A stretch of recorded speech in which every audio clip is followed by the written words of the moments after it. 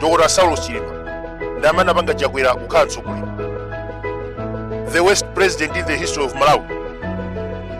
Kuluza kwake pa 60 September chinali chipulumutso ku dziko.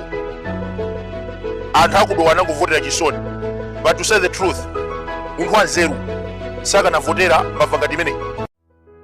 Ndiye pano akufuna kusintha malamulo a chipani kuti abwererenso 2030. Munthu ameneyu sanabweze 10 billion ya passport, 40 billion kunife, 700 billion agriculture, 1 trillion kumera, 600 billion nokuma. Ngakhale Jesse Kagwira wanena poyera kuti MCP inasowa mabiliyoni. Kukanakhala ku China mayi amene akananyongedwa, koma kumayi kuno mbava yosokoneza mabiliyoni ikufuna kubwereranso 2030. Akuluakulu Donald Trump ataluza 2020 anabwereranso 2025. Anthu amayamikira katundu otchipa kuyerekeza ndi Joe Biden. In addition, majority imagwiza ndi Trump pa nkhani ya immigration. Kumayi kuno chimanga china chochipa mu nthawi ya PM Chakwera anakweza, anthu anakwiya ndi kumuchotsa. Lero chachipanso ndani angavotera Chakwera 2030.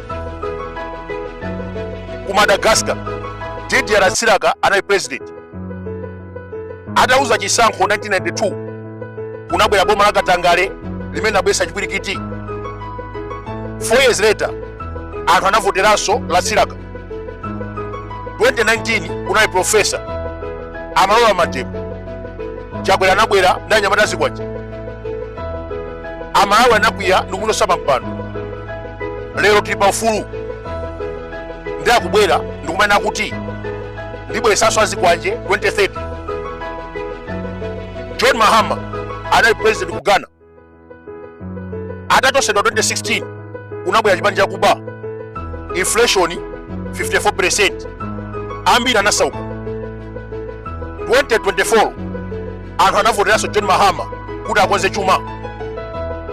Same applies kumayi kuno, devaluation, high inflation and moreover Mr. Kwantere anasiya chingongole 24 trillion. So ndi mistake yayikulu kumauta zobwereranso 2030. Munthu anavotera kudowa ali president. Dziko lonse linamukana, including Salima, Nkhotakota and Kasungu. Ndikuyankhulani monga publicity secretary wanu, tisayerekeze kugenda nawo munthu wathu chifukwa choti ife sitinaje nawo zimene anabazo tichibwana. Manipeteta ine akanena kuti Kabwira analandira mwakuti ndizowawa chifukwa Kabwira adayenera kugawana ndi anzanu, sikuti ndikunama. Ndizowawa kuti anthu mwayenda ulendo muli mbu anthu ena amalandira mabiliyoni. Ndizowawa koma sitinyamuka ndikanena kwa eni yake zimenezo. Ayi kaya mvana tizikhala ngati ana ovinidwa kukumbukire ngoja zinayi, tidzapatsana mambama konkuno koma kunjapo. Ayi osayankha nawo khale ngati iwe zimenezo suna zitani, usakhale iweyo yambirira kuti eya mwaona.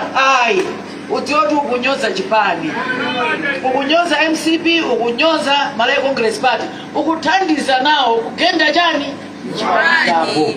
Zina ndi zina tidziuzana nyumba. Ndipo ndanena kuti tisagawane nyama tisanatani. Pali zina zimene ngakhale ine kumva ndikumadzidzimuka. Koma supita kunjaku ngati bambo anga ndi amakhuta bwanji. Mamuno mkazi wanga amawodza pamphasa timene. Akuluakulu, history is the best teacher.